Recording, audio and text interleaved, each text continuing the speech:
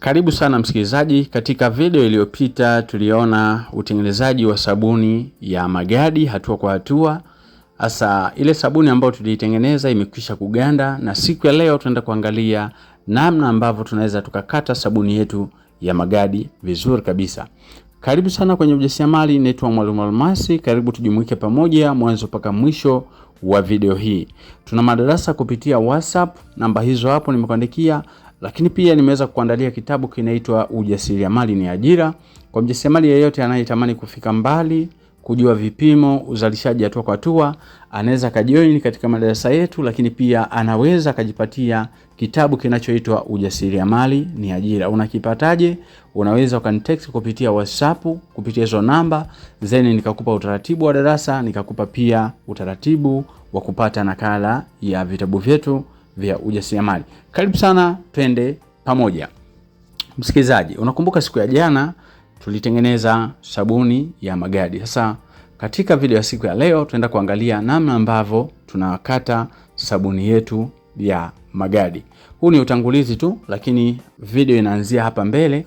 Hapa najaribu kukuonyesha kwamba msikilizaji, yamkini unawaza kwamba mimi nitaweza lini kutengeneza sabuni ya magadi. Jibu ni kwamba inawezekana kama ukiamua, inawezekana kama ukijikubali, inawezekana kama ukiamua kuchukua hatua. Kwa hiyo twende pamoja kwenye kutengeneza sabuni ya magadi hatua ya ukataji. Sabuni ya magadi inatengenezwa kwa viambata vikubwa viwili, yani maanisha caustic solution pamoja na mafuta yenye asili ya kuganda hutoa bidhaa ya sabuni ya magadi kama hii. Tunaongeza rangi, tunaongeza sodium silicate, tunaongeza na viambata vingine ambavyo unapaswa kuviweka kwa ajili ya kupata matokeo mazuri. Sabuni inapendeza kama hivyo.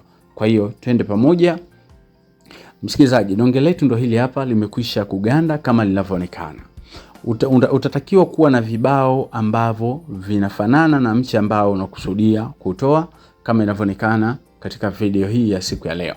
Ukiangalia donge letu tumelisimamisha juu, na hili donge kwa sababu lilikuwa refu tumeligawanya kwa mbili, kwa tumetoa madonge mawili. Baada ya hapo tutapanga vibao kwa kuvisimamisha kama vinavyoonekana. Vibao hivi unapaswa kutengeneza vibao ambavyo vina jamii ya ile sabuni ambayo unakusudia kuitoa. Baada ya hapo upande wa kwanza unaweka alama kupitia vibao hivi. Baada ya kuweka alama upande wa kwanza unavihamisha upande wa pili ambavyo ndivyo vipo sasa hivi hivi vibao. Utachukua mshipi, utaanza kuweka alama. Kwa mfano upande huu ninaweka alama, na upande huu wa pili huko ulikosimama vibao ninaelekezwa na vibao. Kwa nini vibao? Kwa sababu vibao ndio kitu pekee ambacho kinakupa kipimo unachokitarajia. Kipimo chochote, ukiamua kutengeneza sabuni kubwa, unaenda kwa fundi, bwana fundi nichongee vibao vikubwa. Bwana nataka kutengeneza vibao vya wastani, maana yake na sabuni yako utatoa za wastani. Kwa hiyo utakata hivyo kutoka juu mpaka chini, kufuata alama pamoja na kufuata vibao. Kwa hatua ya kwanza tutakuwa tumesimamisha vibao, na hiki hapa kibao tunakata, tunaelekea ni cha mwisho. Yes, hapa tumekata kibao cha mwisho. Baada ya kufika kibao cha mwisho tunalaza yale madonge yetu yalikuwa yamesimama.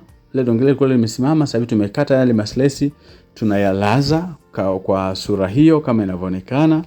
Na vibao hapa tunavilaza pia, kwa sababu mwanzo wakati tunakata sabuni vibao vilikuwa vimesimama.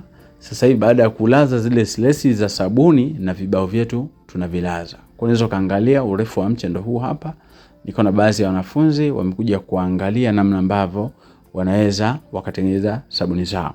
Lakini uko unatazama video hii uko mbali, unaweza ukajoin kupitia WhatsApp, ukanitext kupitia 0783500971, nikakutumia utaratibu mzuri wa kupata nakala ya kitabu cha Ujasiriamali ni Ajira, lakini pia nikaweza kukutumia mwongozo wa kuweza kupata darasa letu kwa njia ya WhatsApp, kwa usimamizi, malighafi unapata wapi, vipimo, ratio ambazo unapaswa kutumia, then ukaendelea kunufaika na mafunzo ya ujasiriamali popote ulipo.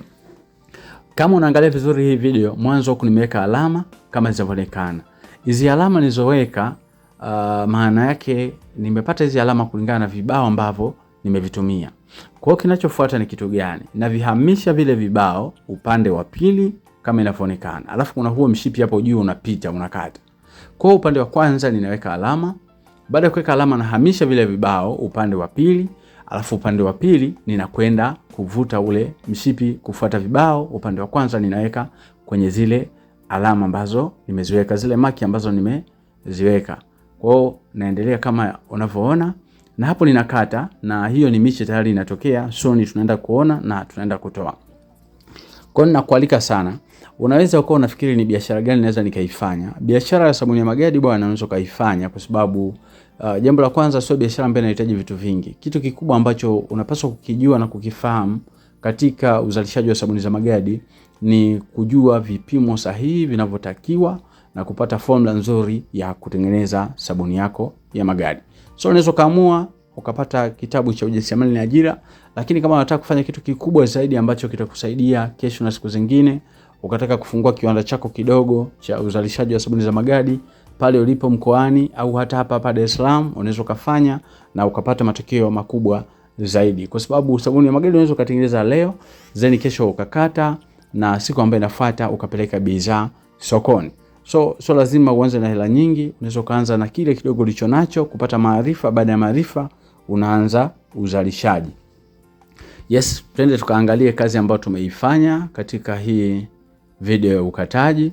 Hizi tunaendelea kuzikata, lakini hizi hapa tayari kama inavyoonekana. Yes, miche yetu hiyo hapo unaweza kaona. Sasa hapa tunazipeleka mahali kwa ajili ya kumachua. So sabuni ya magadi ukikata sio vizuri sana ukaifungasha muda huo, ni vizuri ukaiache kapoa zeni aidha masaa 3 mpaka siku moja. Hii itategemeana na ratio ambayo unaitumia katika uzalishaji wa sabuni zako. Kwa hiyo karibu sana, unaweza kuona bidhaa yetu hiyo hapo imetoka katika sura nzuri kabisa, inapendeza, inavutia. Kwa hali hii hata ukipeleka dukani ukaweka na ushawishi na ubunifu katika kufungasha, unafanya biashara. Biashara sio lazima uagize vitu kutoka China. Unaweza ukazalisha vitu vyako vya kijasiriamali, ukafungasha vizuri, ukajikubali, ukajiamini, ukaenda sokoni. Karibu. Kama una changamoto, namba zangu za simu hizo hapo nimekuandikia.